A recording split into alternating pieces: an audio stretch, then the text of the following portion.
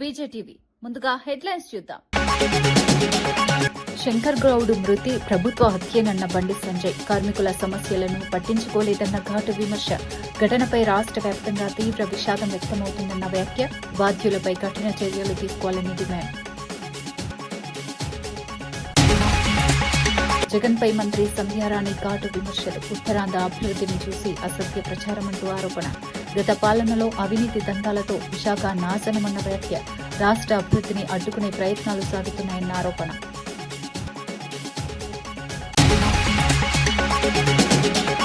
శంకర్ గౌడ్ మృతిపై కిరణ్ కుమార్ రెడ్డి దిగ్భ్రాంతి. కార్మికులు ఆవేశంతో ప్రాణాలు తీసుకోవద్దన్న విజ్ఞప్తి. చర్చల ద్వారానే సమస్యలు పరిష్కారం సాధ్యమన్న భరోసా. స్వార్థ ప్రయోజనాల కోసం రెచ్చగొట్టే వారిని నమ్మవద్దని సూచన. బెంగాల్ ఎన్నికల్లో బీజేపీ విజయం ఖాయమన్న అమిత్ షా. తొలి విడతలోనే 100కు పైగా సీట్లు వస్తాయన్న ధీమా. చొరబాటుదారుల సమస్యలను పరిష్కరిస్తామన్న హామీ. ఎన్నికల ఫలితాలు రాష్ట్ర రాజకీయాల్లో మార్పు తీసుకొస్తాయన్న వ్యాఖ్య. జగన్ పాలనపై సతీష్ కుమార్ సవాల్. సంక్షేమంలో ప్రస్తుత ప్రభుత్వం వెనుకబడి ఉందని విమర్శ. బీసీ, ఎస్సీ, ఎస్టీ అభివృద్ధిపై వైసీపీ కట్టుబాటు వ్యాఖ్య. రాష్ట్రంలో మళ్లీ వైసీపీకి మద్దతు పెరుగుతుందన్న ధీమా. ఆర్టీసీ ఉద్యోగి శంకర్ గౌడ్ మరణంపై కాంగ్రెస్ ఎంపీ చామల కిరణ్ కుమార్ రెడ్డి తీవ్ర దిగ్భ్రాంతి వ్యక్తం చేశారు. కార్మికులెవరూ అధైర్యపడి ప్రాణాలు తీసుకోవద్దని స్పష్టంగా సూచించారు. ప్రజాప్రభుత్వం ఎప్పుడూ చర్చలకు సిద్దంగా ఉంటుందని, సమస్యలను శాంతియుత మార్గంలో పరిష్కరించుకోవచ్చని భరోసా ఇచ్చారు. మంత్రి పొన్నం ప్రభాకర్ కూడా కార్మికుల సమస్యలపై సానుకూలంగా స్పందిస్తున్నారని తెలిపారు. కొందరు స్వార్థ ప్రయోజనాల కోసం కార్మికులను రెచ్చగొట్టే ప్రయత్నం చేస్తున్నారని ఆరోపించారు. అలాంటి ప్రచారాలను నమ్మకుండా సమ్మెను విరమించి చర్చల్లో పాల్గొనాలని కార్మికులను కోరారు. కుటుంబాలను దృష్టిలో ఉంచుకుని నిర్ణయాలు తీసుకోవాలని సూచించారు. ప్రభుత్వం కార్మికుల సంక్షేమానికి కట్టుబడి ఉందని మరోసారి స్పష్టం చేశారు. గత ప్రభుత్వాల మాదిరిగా నెలలు మాతో చర్చలు జరపరన్న ఆలోచనకు పోకండి. ఎవరు రెచ్చగొట్టినా రెచ్చిపోకండి. కొంతమంది స్వలాభాల కోసం పక్కవారి వీక్నెస్ ని చూసి, వారికి ఉన్నటువంటి కష్టాలను చూసి వాళ్ళని రెచ్చగొట్టే ప్రయత్నం చేస్తుంటారు. ఈ ప్రభుత్వం మీ అందరితో చర్చలు చేయడానికి సానుకూలంగా ఉంది. మీరందరూ కూడా ప్రభుత్వాన్ని నమ్మండి. పొన్నం ప్రభాకర్ గారు వీలైనంత మటుకు సమస్యలు పరిష్కారం చేస్తున్నామని చెప్పినా గానీ కొంత మిస్అండర్స్టాండింగ్ వల్ల ఇటువంటివి జరుగుతున్నాయి. ఎందుకంటే ప్రాణాలు చాలా ఇంపార్టెంట్. మన వెనుక మన కుటుంబ సభ్యులు, మన మీద డిపెండ్ అయిన వాళ్ళు చాలా మంది ఉంటారు. దయచేసి ఆర్టీసీ కార్మికులకు ఈ సమ్మె విరమించుకోవాలి. అలాగే చర్చలలో పాల్గొనాలి. మీ సమస్యలన్నీ పరిష్కారం చేస్తారని తెలియజేస్తున్నాను. ఆర్టీసీ డ్రైవర్ శంకర్ గౌడ్ మరణంపై కేంద్ర మంత్రి బండి సంజయ్ తీవ్రంగా స్పందించారు. ఈ ఘటన ముమ్మాటికి ప్రభుత్వ హత్యేనని ఘాటుగా విమర్శించారు. శంకర్ గౌడ్ మృతి రాష్ట్ర వ్యాప్తంగా తీవ్ర విషాదాన్ని కలిగించిందని, తెలంగాణ సమాజమంతా బాధపడుతోందని అన్నారు. ఆర్టీసీ కార్మికులు ఎన్నో సమస్యలతో అల్లాడుతున్నప్పటికీ ప్రభుత్వం పట్టించుకోవడం లేదని ఆరోపించారు. కార్మికుల సమస్యలను పరిష్కరించడంలో ప్రభుత్వం విఫలమైందని విమర్శించారు. ఇలాంటి ఘటనలు మళ్లీ జరగకుండా వెంటనే చర్యలు తీసుకోవాలని డిమాండ్ చేశారు. ఇది సెంటిమెంట్ డెడ్ బాడీ తీసుకోవడం. పాపం శంకర్ గౌడ్ అనే వ్యక్తికి ఇల్లు కూడా లేదు, సొంత ఇల్లు కాదని అది. వాళ్ళ చెల్లె వాళ్ళ ఇంట్లో, వాళ్ళ బిడ్డ ఇంట్లో ఉంటున్నాడు. అంటే ఒక ఆర్టీసీ కార్మికుని దుర్భరమైన జీవితానికి నిలువెత్తు నిదర్శనమే ఇలా శంకర్ గౌడ్. సొంత ఇల్లు లేకుండా వాళ్ళ బిడ్డ ఇంటికి డెడ్ బాడీ తీసుకొచ్చారు. వాళ్ళు ఓడుతున్న కోరిక ఏంది? 30 సంవత్సరాలు పనిచేసిండు ఆర్టీసీ డిపో దగ్గరికి. ఒక్కసారి బాడీ తీసుకొస్తే చాలా మంచిది అని చెప్పి వాళ్ళు కోరుతున్నారు. కుటుంబ సభ్యులు కోరుతున్నారు. ఆర్టీసీ డిపో పాకిస్తాన్ ఉందా, బంగ్లాదేశ్ ఉందా? తీసుకపోతే ఏమవుతుంది? వాళ్ళు ఏమంటున్నారు? నేను కూడా ఏమంటున్నా అంటే ఎవ్వరు రాకుండా ఆపే బాధ్యత నాది. మీరే తీసుకోబడి అంటే వాళ్ళ కుటుంబ సభ్యులు అంటున్నారు, సార్ ఎవ్వరు రాకుండా మేము ఆపుతాం. అంబులెన్స్లో మా కుటుంబ సభ్యులము ఇద్దరము, మీ పోలీసు వాళ్ళే. ఒకటే అంబులెన్స్ పోయి ఒక 5 నిమిషాలు అటు ఉంచి తీసుకొద్దాం. ఎవ్వరు రాకుండా ఆపే బాధ్యత మాదని వాళ్ళు అంటున్నారు. నేను కూడా అందరిని ఆపుతాను, నేను ఎవ్వరిని పోకుండా ఆపుతా అని చెప్పి నేను కూడా అంటున్నా. దీనికి ఇంత నిర్బంధం ఏందో అర్థమవుతలేదు నాకు. ఇంత నిర్బంధం ఏందో ఇప్పటికి అర్థమవుతలేదు నాకు. ఏది కారణం ఏంది? లా అండ్ ఆర్డర్ ప్రాబ్లం ప్రభుత్వమే కొన్ని తీసుకుంటున్నది. లాస్ట్కి ఏమంటున్నారు? వాళ్ళ అబ్బాయి ఏమంటున్నాడు? దాన సంస్కరణ చేయ రేవంత్ రెడ్డి గారు నచ్చ చేసుకోమని చెప్పంటున్నాడు. డెడ్ బాడీ తీసుకోమని మీరే వేసుకోండి చెప్పంటున్నాడు. ఇష్యూను, సమస్యను పరిష్కరించే ప్రయత్నం చేయాలి. ప్రభుత్వం మొండిపడుతున్న పోతే ఇంకా ఇబ్బంది వస్తుంది. రేపు ఈ సమస్య ఇంకో రకంగా పోయే ప్రమాదం ఉంటుంది. ఇప్పుడు మేము కూడా సంధానించినాము. వాళ్ళ కుటుంబ సభ్యులు మా సెంటిమెంట్ దెబ్బతీయద్దని చెప్పి వాళ్ళు ప్రభుత్వాన్ని కోరుతున్నారు. తప్పేమున్నది అంటున్నా. అంటే మిగతా అందరికో రూలు, ఆర్టీసీ కార్మిక ఒక రూలా? ఆర్టీసీ కార్మికులకి వాళ్ళకి సెంటిమెంట్ ఉండయి. ఏందల్ల పరిస్థితి? మీరు మేనిఫెస్టో డిమాండ్ వాళ్ళు పరిష్కరించమంటున్నారు. 32 డిమాండ్ పక్క పెట్టన్నా. మీరు మేనిఫెస్టో పేజ్ నెంబర్ 28 అభయస్తం దానిలో ఉన్న 6 డిమాండ్లు మాత్రం పరిష్కరించండి, నేను ఒప్పిస్తా వాళ్ళను. మీరు 32 పక్క పెట్టిగా వాళ్ళు ఒప్పిస్తారండి. కాబట్టి ఇప్పటికైనా ప్రభుత్వం దిగొచ్చి వాళ్ళ కుటుంబ సభ్యులను వాళ్ళ ఇసుకోమని ఎవరు రాకుండా ఆపుతాం మేము. ఎవ్వరు రారు. వాళ్ళు వస్తే ఆర్టీసీ కార్మికులు వాళ్ళ సంగతి చెప్తారు. ఏ పార్టీ అని వచ్చి అక్కడ విధ్వంసం చేసే ప్రయత్నం చేస్తే ఆర్టీసీ కార్మికులు తిరగబడతారు వాళ్ళ మీద. నేను గ్యారంటీ ఇస్తున్నా. మేము కూడా ఎవరైనా రాము. ఒక్కసారి 5 నిమిషాలు తీసుకుపోయి వాళ్ళు రాత్రి నుంచి కుటుంబ సభ్యులు అందరు ఇబ్బంది పడుతున్నారు. ఒక 5 నిమిషాలు తీసుకుపోయి డెడ్ బాడీ నాడు తీసుకొస్తే చాలా మంచిది. వైఎస్సార్సీపీ అధినేత జగన్పై మంత్రి గుమ్మడి సంధ్యారాణి తీవ్ర విమర్శలు చేశారు. ఉత్తరాంధ్ర అభివృద్దిని చూసి ఓర్వలేక వైఎస్సార్సీపీ నేతలు అబద్దపు ప్రచారాలు చేస్తున్నారని మండిపడ్డారు.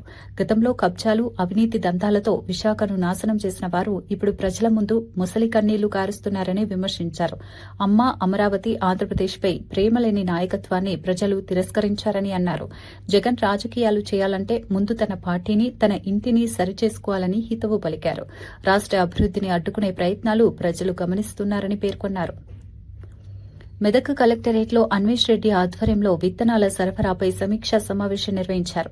ఈ సమావేశంలో సీడ్ డీలర్లు, కోఆపరేటివ్ సొసైటీలు, ఎఫ్పీఓ ప్రతినిధులు పాల్గొన్నారు. ఖరీఫ్ సీజన్కు రైతులకు నాణ్యమైన విత్తనాలు అందించడం ప్రభుత్వ లక్ష్యమని ఖరీఫ్ సీజన్కు రైతులకు నాణ్యమైన విత్తనాలు అందించడం ప్రభుత్వ ప్రధాన లక్ష్యమని అధికారులు తెలిపారు. జిల్లాలో ఎలాంటి విత్తనాల కొరత లేకుండా చర్యలు తీసుకుంటామని హామీ ఇచ్చారు.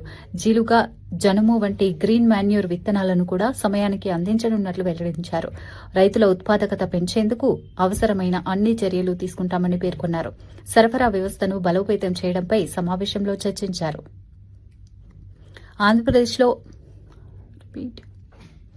ఆంధ్రప్రదేశ్లో పెట్రోల్, డీజిల్ సరఫరాపై నెలకొన్న అనుమానాలపై ట్రేడర్స్ స్పష్టత ఇచ్చారు. ఆయిల్ కంపెనీలు సరఫరా తగ్గించడంతో కొన్ని ప్రాంతాల్లో తాత్కాలిక కొరత ఏర్పడిందని తెలిపారు. అయితే ఈ సమస్యను పరిష్కరించేందుకు కంపెనీలు ఈ నెలలో అదనంగా 10% సరఫరా చేయడానికి అంగీకరించాయని వెల్లడించారు. ఇకపై ఎలాంటి కొరత ఉండదని, ప్రజలు ఆందోళన చెందాల్సిన అవసరం లేదన్నారు. సరఫరా సమస్యలు ఎదురైతే డీలర్లు 1967 హెల్ప్ లైన్ కు కాల్ చేయాలని సూచించారు. ప్రభుత్వం పరిస్థితిని సమీక్షిస్తూ చర్యలు తీసుకుంటుందని తెలిపారు. అందరూ చూస్తున్నారే, ఈరోజు ఏదైనా ప్రతిదీ కూడా ఐటీ హబ్ అంటే విశాఖపట్నం కనిపిస్తుంది. విశాఖపట్నంలో అందరూ కూడా మంచి వాళ్ళు అని అందరికీ తెలుసు. ఆ మంచితనాన్ని మీరు చాలా దౌర్జన్యాలు చేసి వాళ్ళందరినీ భయభ్రాంతులు చేసి విశాఖపట్నాన్ని దౌర్జన్యంగా దోచుకున్నారే మీ జగన్మోహన్ రెడ్డి అనుచరులు. ఈ రోజు ఇంకా మళ్ళీ ఉత్తరాంధ్ర గురించి మొసర కన్నీళ్లు కారుస్తున్నారు కదా. ఈ రోజు మళ్ళీ చంద్రబాబు నాయుడు గారు ఈరోజు అనకాపల్లిలో ఇంకొక శంకుస్థాపన జరుగుతుంది. మీకు ఇవన్నీ కనిపించట్లేదా? ఇవన్నీ చూడలేకపోతున్నారా? లేకపోతే ఇవన్నీ చూసి కడుపు మంటతో మాట్లాడుతున్నారా? అసిడిటీ చాలా ఎక్కువ వచ్చేస్తుందండో మీకు అందరికీ. కాకపోతే చూసుకోండి, ఉన్నటువంటి మంత్రులు కానీ, అక్కడున్న ప్రజాప్రతినిధులు కానీ, మిగిలిన వాళ్ళందరూ కూడా ఉత్తరాంధ్రాని పూర్తి స్థాయిలో అభివృద్ధి చెయ్యాలని ఒక కంకణం కట్టుకొని ముందుకెళ్తున్నటువంటి బ్యాచ్ మేమంతా. ఉత్తరాంధ్రాని డెవలప్ చేయాలి అని ఈరోజు మీ హయాంలో పూర్తిగా ఎంతో మందికి విశాఖ ఉక్కు, ఆంధ్రుల హక్కు అనుకున్న విశాఖపట్నాన్ని మీరు అక్కడ ఉన్నటువంటి స్టీల్ ప్లాంట్ ని క్లోజ్ చేసి పడేశారు. మీరు వాళ్ళందరూ రోడ్డు మీదకి వచ్చే పరిస్థితి తీసుకొచ్చారు. ఈరోజు మోడీ గారి సహాయంతో ఈరోజు మనం చక్కగా స్టీల్ ప్లాంట్ ఈరోజు పనిచేస్తుంది అంటే, లాభాల బాటలోకి వెళ్తుంది అంటే ఎవరి వల్ల? మా చంద్రబాబు నాయుడు గారి వల్ల కాదా? ఈరోజు మీరు మళ్ళీ మాట్లాడుతున్నారే సిగ్గు లేకుండా. ఎలా మాట్లాడుతున్నారు? ఏ విధంగా మాట్లాడుతున్నారు? మీకు ఏవైనా రాజకీయం చెయ్యాలి అనుకుంటే మీ ఇంట్లో రాజకీయం చేసుకోండి, మీ పార్టీలో రాజకీయం చేసుకోండి. ఎందుకనంటే ఈరోజు మీ పార్టీ కేడర్ కానీ, మీ నాయకులు కానీ ఏం చేయాలో అర్థం కాని పరిస్థితిలో ఉన్నారు. ఎందుకంటే సొంత చెల్లె, అన్నని బండబూతులు రోజు తిడుతుంది. బయట చూసుకోండి వెళ్ళి. ఆవిడ ఎలా తిడుతుందో, ఏం మాట్లాడుతుందో, ఏం చెప్తుందో, ఇంట్లో విషయాలు ఏం బయట పెడుతున్నా ముందు అవి ఇంట్లో పరిస్థితి చక్కబెట్టుకొని బయటకు రండి అయ్యా. ఎందుకు అనవసరంగా వైజాగ్ గురించి మాట్లాడతారు మీరు? కాబట్టి మళ్ళీ చెప్తున్నా, అభివృద్ధి అంటే చంద్రబాబు నాయుడు గారు, సంక్షేమం అంటే చంద్రబాబు నాయుడు గారు కడప జిల్లా బద్వేల్ పట్టణంలో డాక్టర్ బిఆర్ అంబేద్కర్ విగ్రహ ఆవిష్కరణ కార్యక్రమం ఘనంగా జరిగింది. ఈ కార్యక్రమంలో MP YS Avinash Reddy, MLA Sudha, MLC Govinda Reddy సహా పలువురు నాయకులు పాల్గొన్నారు. పాత విగ్రహాన్ని తొలగించి నూతన కాంస్య విగ్రహాన్ని ప్రతిష్ఠించడం ప్రత్యేక ఆకర్షణగా నిలిచింది. ఈ సందర్భంగా అవినాష్ రెడ్డి మాట్లాడుతూ అంబేద్కర్ సమానత్వానికి ప్రతీకగా నిలిచిన మహానేత అని అన్నారు. ఆయన రచించిన రాజ్యాంగం దేశానికి మార్గదర్శిగా ఉందని గుర్తు చేశారు. ప్రతి పౌరుడు అంబేద్కర్ ఆశయాలను పాటించాలని పిలుపునిచ్చారు. కార్యక్రమంలో పెద్ద సంఖ్యలో దళిత సంఘాలు, ప్రజా సంఘాల నాయకులు పాల్గొన్నారు.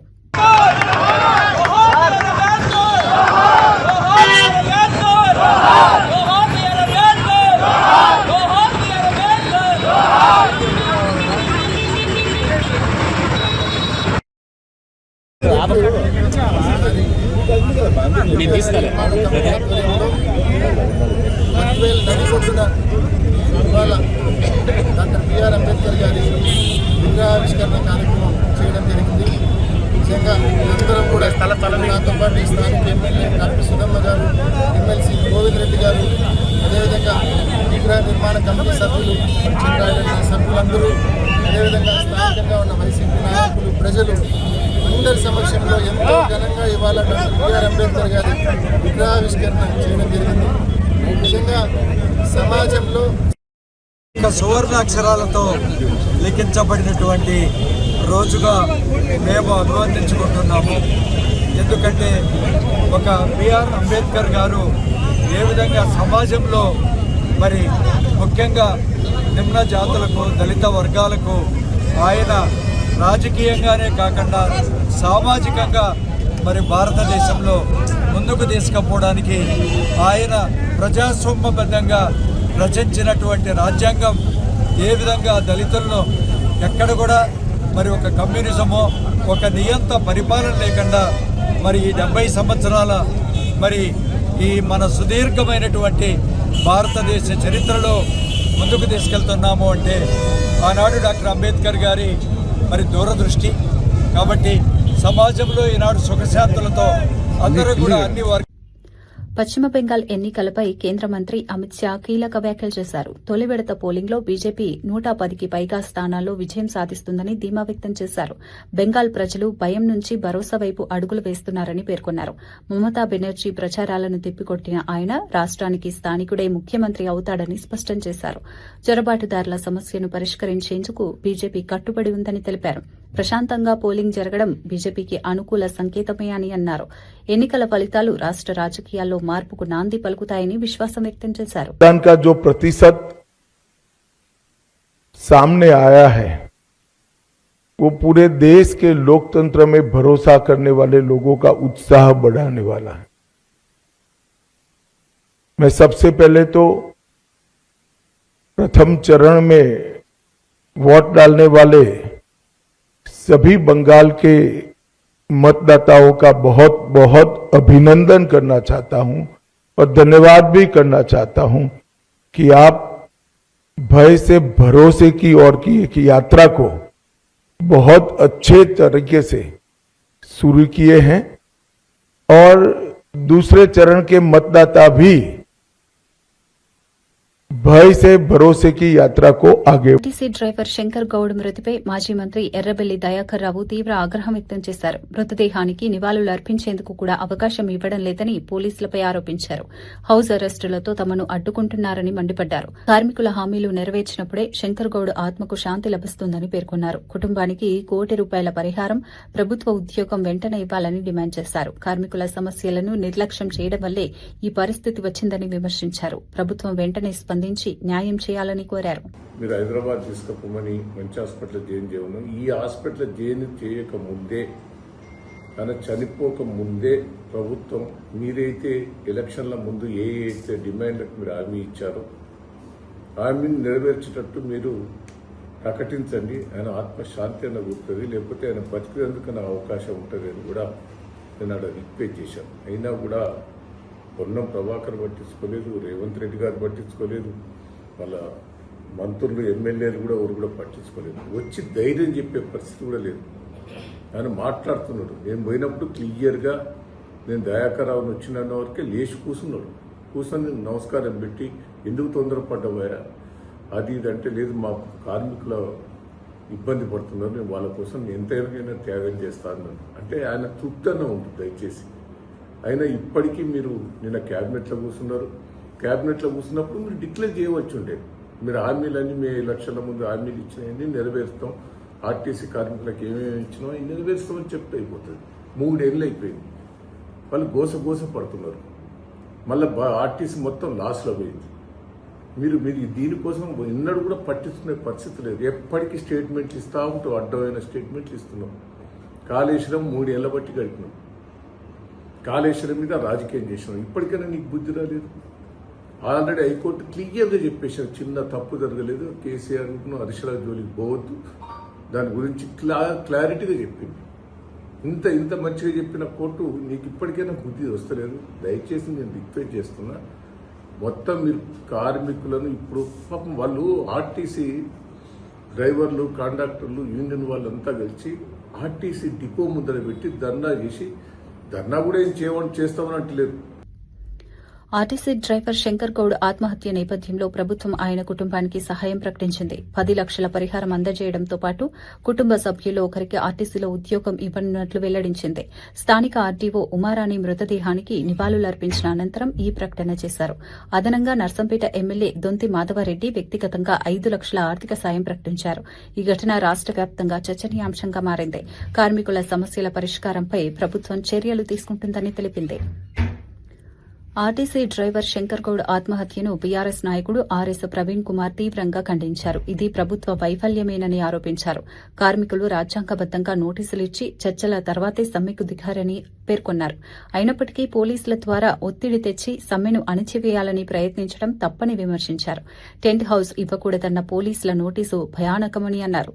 కార్మికుల సమస్యలను అర్థం చేసుకుని వెంటనే పరిష్కరించాలని ప్రభుత్వాన్ని డిమాండ్ చేశారు. తెలియజేస్తున్నారు. అది నేను వాళ్ళ కుటుంబ సభ్యులకు కూడా తెలియజేయడం. వాళ్ళు దానికి సమ్మతంగానే ఉన్నట్టు కనిపించింది.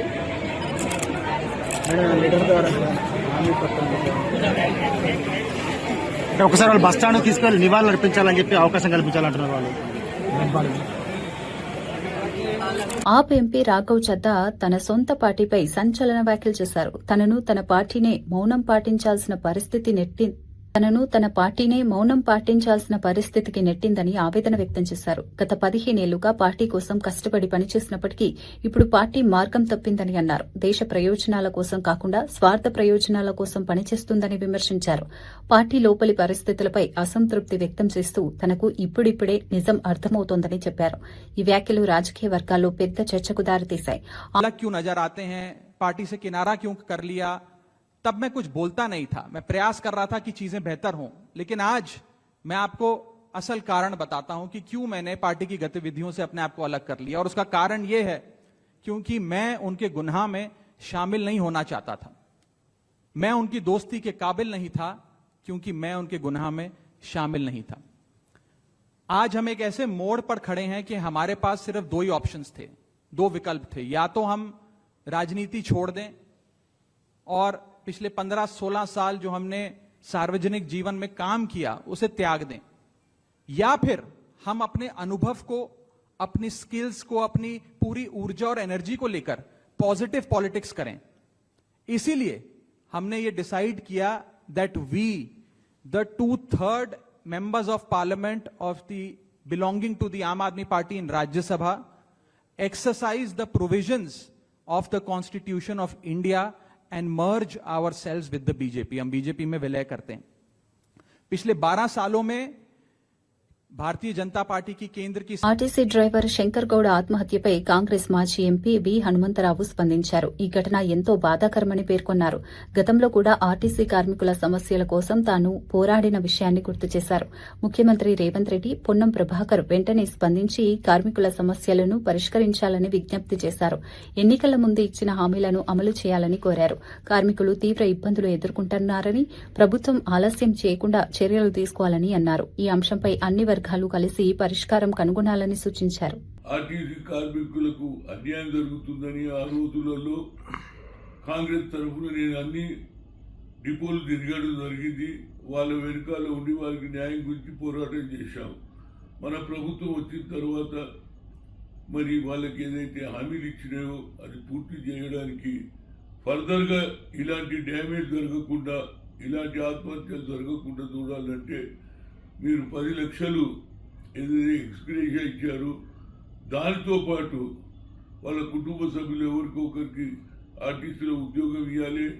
వాళ్ళు ఏమంటున్నారంటే ఇది ప్రభుత్వం ఏదైనా ప్రైవేట్ సంస్థ, ఎప్పుడన్నా మీరు తీసేస్తే మా సంగతి ఏదని వాళ్ళ ఏది లోపల వాళ్ళకు ఒక బాధ ఉన్నది. దాని మీదనే వాళ్ళ ప్రభుత్వంతో వాళ్ళ ఉద్దేశం ఏంటంటే ఇది ప్రభుత్వ రంగంలో ప్రభుత్వ దాంట్లో ఏదైతే మిగతా ఉద్యోగాలంటూ మాకు సరి అయిన న్యాయం జరగాలని ఆలోచన చేసి ఈ ఉద్యమంలో చనిపోయాడు కాబట్టి రాష్ట్ర ప్రభుత్వం ఇవాళ ఇమీడియట్గా 10 లక్షల ఎక్స్గ్రేషియా ఇచ్చారు. అదే దాంతోపాటు తప్పనిసరిగా వాళ్ళ కుటుంబ సభ్యులకు ఒకరికి ఉద్యోగం ఇవ్వాలి. అదేవిధంగా ఇది పర్మనెంట్ సొల్యూషన్. ఫర్దర్గా ఇక ముందు ఏవైతే ఆత్మహత్యలు జరగకుండా కండక్టర్లను, డ్రైవర్లను, అందులో పనిచేసే ప్రతి వ్యక్తికి కూడా న్యాయం చేయాలంటే రాష్ట్ర ప్రభుత్వం, ముఖ్యమంత్రి గారు, అదేవిధంగా ఆర్టీసీ మినిస్టర్ అయినటువంటి పొన్నం ప్రభాకర్ గారికి విజ్ఞప్తి చేస్తున్నా. ఫర్దర్గా ఇలాంటి కాకుండా ఇది తొందరగా మనం ఎన్నికల ముందు ఏం చెప్పామో ఆలోచన చేసి దాని ప్రకారంగా వారికి సరైన న్యాయం చేస్తే బాగుంటుంది. ఫర్దర్గా ఇంకా ముందు కూడా ఇలాంటి ఉద్యమాలు జరుగుతుంటే మరి ప్రజలలో మనకు ప్రభుత్వం వచ్చినాక మరి ప్రజలలో కూడా కొత్త ఆలోచన వస్తుంది. దానికంటే ముందు ఈ ప్రభుత్వం వారి గురించి ఆలోచన చేసి ఏది వాళ్ళ యూనియన్ లీడర్లను అందరినీ పిలిచి కూర్చోబెట్టి సరి అయిన న్యాయం చేసి ఫర్దర్గా ఎలాంటి ఆత్మహత్యలు జరగకుండా చూడాలని ఒక సీనియర్ నాయకుడుగా, ఒక బీసీ నాయకుడుగా వారి రాష్ట్ర ప్రభుత్వాన్ని రిక్వెస్ట్ చేస్తున్నాను. తప్పనిసరిగా ముఖ్యమంత్రి గారితో, అదేవిధంగా ఆర్టీసీ మినిస్టర్తో హైదరాబాద్ పోయిన తర్వాత వాళ్ళతో మాట్లాడతా ఏదైనా నా ప్రగాఢ సంతాపం భగవంతురాల కుటుంబ సభ్యులకు ఆయుధారోగ్యాలు ఇవ్వాలని కోరుతున్నా. వైఎస్ఆర్సీపీ ప్రధాన కార్యదర్శి ఎస్పీ సతీష్ కుమార్ రెడ్డి రాష్ట్ర ప్రభుత్వంపై తీవ్ర విమర్శలు చేశారు. అట్టడుగు వర్గాల అభివృద్దికి జగన్ చేసిన కృషిని గుర్తు చేస్తూ ప్రస్తుత ప్రభుత్వం అదే స్థాయిలో పనిచేయలేదని అన్నారు. జగన్ పాలనలో తీసుకున్న సంక్షేమ కార్యక్రమాలను ప్రస్తావిస్తూ కనీసం 10% ప్రస్తుత ప్రభుత్వం అమలు చేసిందా అని సవాల్ విసిరారు. బీసీ, ఎస్సీ, ఎస్టీ వర్గాల అభివృద్ది కోసం వైఎస్ఆర్సీపీ కట్టుబడి ఉందని తెలిపారు. ప్రజలు నిజాలను గుర్తించాల్సిన అవసరం ఉందని అన్నారు. నువ్వేమన్నా ఛాంపియన్ ఏమన్నా బీసీలకు? నువ్వేం చేస్తావు బీసీలకు? నువ్వు ఒకసారి పోయి చూడు. ఈల లక్కప్ప అని చెప్పి మడకసిరిలో క్యాండిడేట్ ఇచ్చాడు జగన్మోహన్ రెడ్డి. అతనికి ఒక ఉపాధి హామీకి పోయేటువంటి దాంట్లో చిన్న నౌకరీ చేస్తాడు. క్యాండిడేట్గా పెట్టి ఆయనకు అయ్యేటువంటి ప్రతి పైసా ఖర్చు కూడా పార్టీనే భరించే రోజు పెట్టింది. మైలవరంలో ఒక బీసీ క్యాండిడేట్కి తీసుకొని పోయి ఇచ్చినారు ఒక జెడ్పీటీసీ స్థాయి వ్యక్తికి. ఆఖరికి ఆయనకు వాహనం తిరిగేదానికోసం కూడా మా పార్టీ నాయకుడే పెట్టుకొని క్యాండిడేట్గా పెట్టి అన్ని రకాలుగా మా పార్టీ అభ్యర్థిని మేము బలోపేతం చేసే ప్రయత్నం చేసినాం. విజయవాడ అర్బన్లో ఒక మైనారిటీ అభ్యర్థికి, చిన్న స్థాయి అభ్యర్థి అయినా వీళ్ళకందరికీ కూడా, ఎందుకంటే అట్టడుగునేటువంటి వాళ్లకు ఆర్థికంగా సరిగ్గా లేకుండా ఉన్నాయి అని ఒక మంచి సంకేతం ఇవ్వాలా, వీళ్ళందరినీ పైకి తీసుకొని రావాలా, ఆర్థికంగా రాజకీయంగా పైకి తీసుకొని రావాలని చెప్పి ఆర్థిక వనరులు అనేటువంటి అంశాన్ని పక్కన పెట్టి మా పార్టీ నాయకుడు మా ఖర్చులతో కూర్చొని క్యాండిడేట్ పెట్టేటువంటి ఘనత మాకుందా నీకుందమ్మా. బీసీలు చంపిన వాళ్ళు బీసీనే, చనిపోయిన ఆయన బీసీనే. వాళ్ళకు చిన్న ఘర్షణ జరిగిపోతే బీసీలను చంపినామా మేము? ఏమన్నా మీకు ఏమన్నా తెలియని మాట్లాడు. వార్తలు ముగించే ముందు ముఖ్యాంశాలు మరోసారి. శంకర్ గౌడ్ మృతి ప్రభుత్వ హత్యేనన్న బండి సంజయ్. కార్మికుల సమస్యలను పట్టించుకోలేదన్న ఘాటు విమర్శ. ఘటనపై రాష్ట్ర వ్యాప్తంగా తీవ్ర విషాదం వ్యక్తమవుతుందన్న వ్యాఖ్య. బాధ్యులపై కఠిన చర్యలు తీసుకోవాలని డిమాండ్. జగన్పై మంత్రి సంధ్యారాణి ఘాటు విమర్శలు. ఉత్తరాంధ్ర అభివృద్ధిని చూసి అసత్య ప్రచారమంటూ ఆరోపణ. గత పాలనలో అవినీతి దందాలతో విశాఖ నాశనమన్న వ్యాఖ్య. రాష్ట్ర అభివృద్ధిని అడ్డుకునే ప్రయత్నాలు సాగుతున్నాయన్న ఆరోపణ.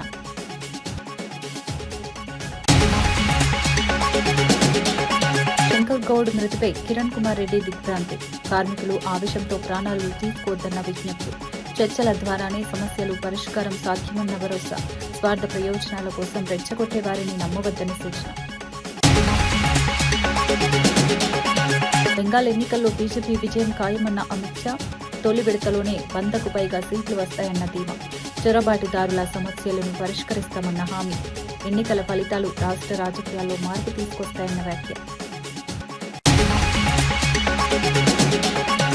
జగన్ పాలనపై సతీష్ కుమార్ సవాల్. సంక్షేమంలో ప్రస్తుత ప్రభుత్వం వెనుకబడి ఉందని విమర్శ. బీసీ, ఎస్సీ, ఎస్టీ అభివృద్ధిపై వైసీపీ కట్టుబాటు వ్యాఖ్య. రాష్ట్రంలో మళ్లీ వైసీపీకి మద్దతు పెరుగుతుందన్న ధీమా. మరో బులెటిన్లో మళ్లీ కలుద్దాం. నమస్కారం.